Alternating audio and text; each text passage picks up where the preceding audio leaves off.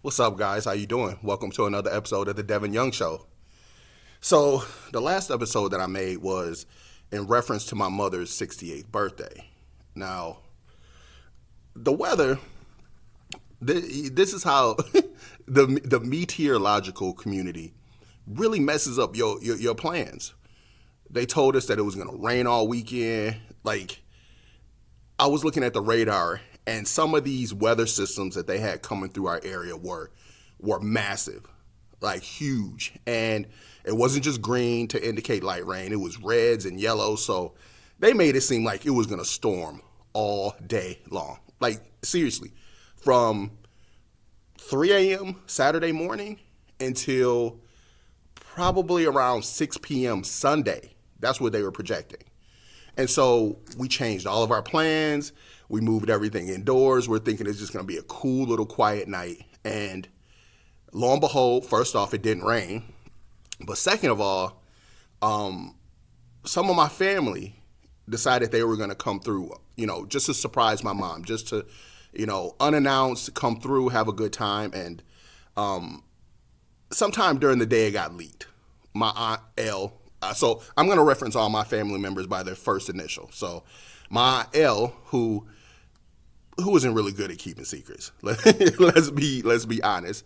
She spilled the beans, and so we all knew. And so my Aunt L, her daughter M, her son D, my other cousin C, she brought her two daughters, and they also brought the newest addition to my family, young T. She's only 9 months old, and to see this 9 month old, and she already has this energy. She's trying to walk, she's trying to run, so she's moving. She's everywhere. She's crawling everywhere. Everything is so new and so fresh to her.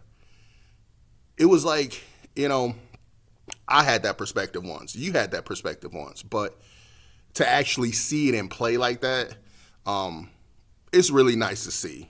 It's nice to see that she's happy, she's healthy, and that's all you can really expect, right? So my family comes over, and I hadn't seen them in a long time. I probably hadn't seen my aunt for maybe a year or so. Maybe it might be longer than that. I haven't seen my cousins M, D, or C in, man, it has to be over a decade. Over a decade. But when I saw them, you know how when you that old saying about friendships where the value of a friendship where you don't see each other for long periods of time, but when you come together, it's like nothing's changed. That's exactly what it was. It was exactly just like that. People I hadn't seen, people I hadn't talked to, I hadn't been around. And now we're sitting there, we're having fun, we're drinking, we're joking. It's like nothing ever changed. These are people that, I grew up with. We used to all go over to my grandmother's house, and she would watch us throughout the day while our parents were at work. So we all played together, ate together, and somewhere along the line, somewhere around, teenage years, when you start to kind of branch out and create your own friend groups, we lost touch, and we lost touch and continued to stay out of touch with each other. And that was really disconcerting to me. That was really troubling because when my cousins first got there, I'll admit this, I was a little like, I don't really want to see them. I'll be honest with you. I was like, kind of avoidant, kind of didn't understand or like what would happen or how this would go. And I couldn't be more than wrong. We hugged, we laughed. It was great. And you see that it was mutually beneficial for all of us. We all needed to see each other. We all needed to enjoy each other's company. We needed that. And I think a lot of families need that because I think that personally, we just based off of that interaction, we like each other and we care about each other. Not just in the context of love, because as your family member, unless something crazy goes down, you're still going to have love for your family. So that isn't there. That's off the table. I was more worried about liking. And I couldn't have been more wrong. That was the best time that I had in a long time. Just being around my family. And I'm sitting there wondering, why didn't we do this before? Why couldn't we get it together before? And I understand. We're all older. We're all married. We all have families. And that takes away. But we could have made time for each other. We could have made, and I spent so many years like thinking like I didn't want to, prioritize that too much. And I know that's a really, really fucked up thing to say, that you didn't want to prioritize family.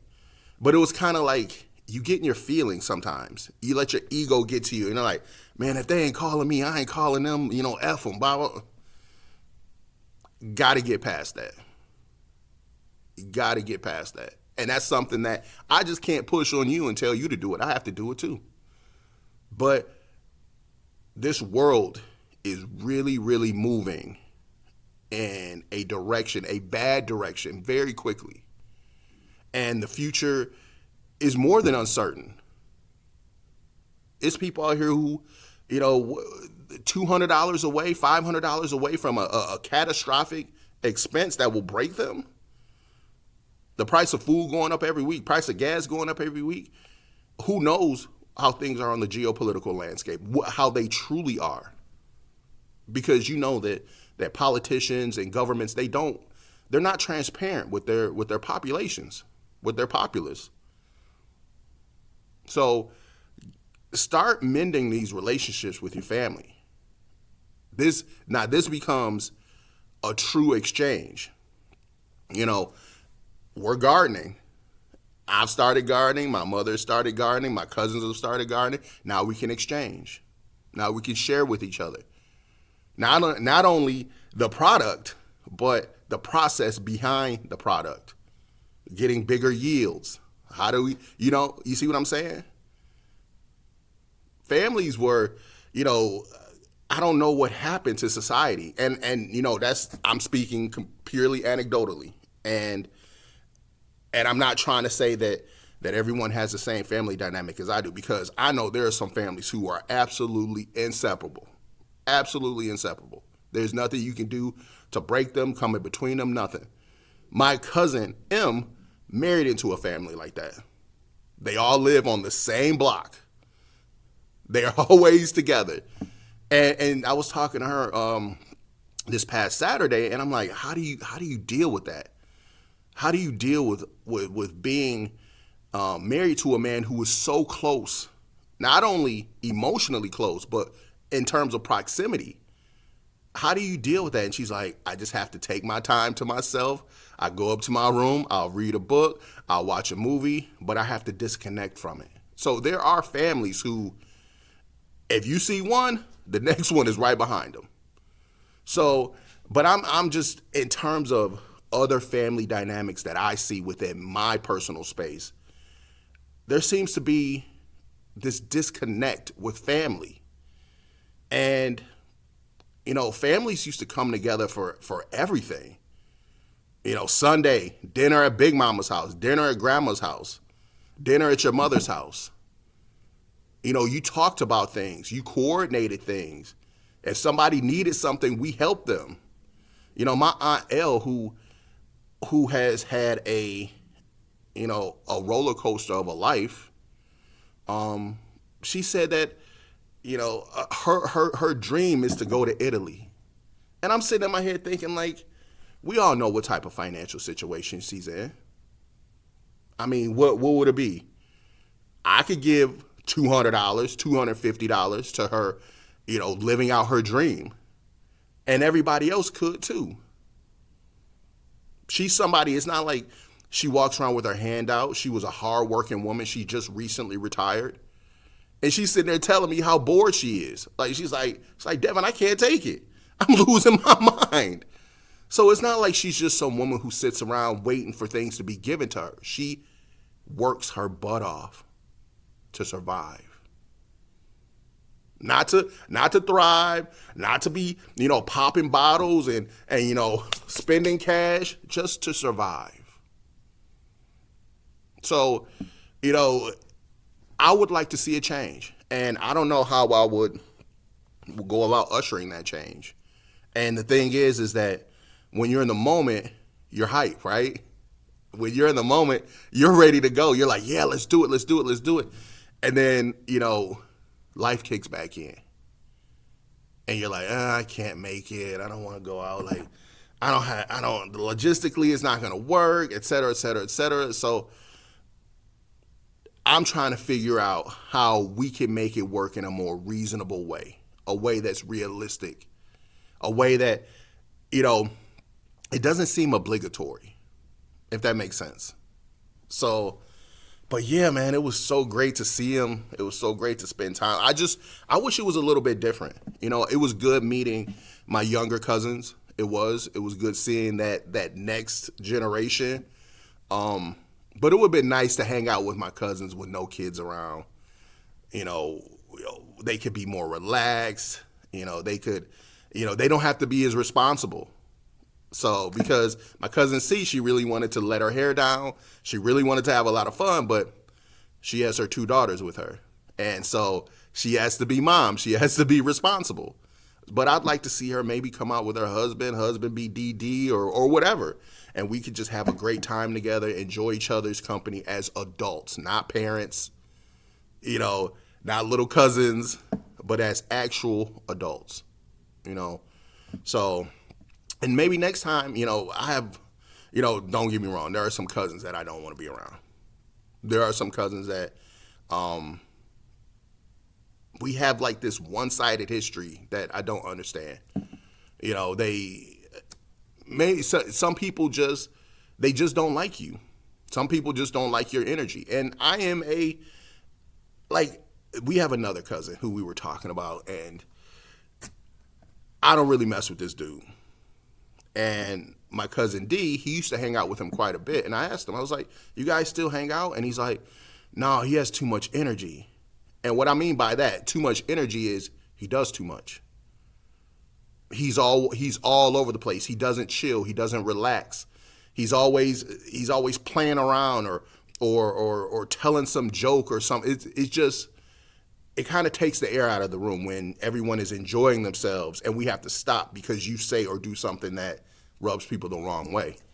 So I really don't mess with them too much. But as far as my other cousins, I would love to. We have, this great rapport. I mean, I have my favorite cousins, right? But, I think we all do. But I would like to see all of us together. And I know that, personalities can clash, but whatever it is, we got to deal with it, because I have my parents, my mother and her sisters are still trying to hash through things that are probably older than I am. And I don't want that for the next generation. These are all people, my parents, they did well for themselves. My aunts and uncles, they did well for themselves. They should be enjoying the fruits of their labor without drama. You almost 70 and y'all still fighting over things that should be done, that should be over with, that should be hashed out. Communicate, work through it, and let's move on. That's how families are. We fight, we argue, but we also don't fight and argue to the degree that we can't come back from. You still have to remember that we are still family. And just because we're family doesn't mean you get to take the gloves off. I know people who talk to their friends and strangers with more love and more reverence and more patience than they do their own family members. And that's because they know that the family member will always be there. They know that no matter what they say, no matter what they do, as long as it doesn't cross that line, they know you'll always keep coming back. I'm sorry, man. Here, you want a drink, bro? Are you good? You hungry? You know how it goes. So, that really bothers me. That's like a huge pet peeve for me, because I try my damnedest to treat the people in my life, in my circle, optimally, exponentially better than people in the street. It's not even close. And I would never speak to a family member in a way that I wouldn't speak to someone out in public or would speak to someone out in public. I guess it goes both ways, right? So I guess I said all that to say, if you haven't seen your family in a while, see them. Just show up, take you some chicken, some take you a bottle, take some flowers, just go over there, just see your family and hang out with them and enjoy it, because it's fleeting. It is fleeting, man. It is life is moving and you don't know. And that's one thing that we said. You cannot wait until someone dies for you to get together. I'm going to say that one more time. You cannot wait for the next time that you see your family is at someone else's funeral. Go see your family when things are good, when things are up, when things are popping, when you're at your best. Not when everybody's crying and depressed and now you're sitting around and we need to see each other more, and what happens? Back into the same old routine. So go see your family, and just enjoy it. Enjoy them. Enjoy the time that you still have left. So with that said, tell your mama you love her. Tell your dad you love them. Tell your siblings, spouses, boyfriends, girlfriends, whomever. And most of all, tell yourself that you love you too. Peace.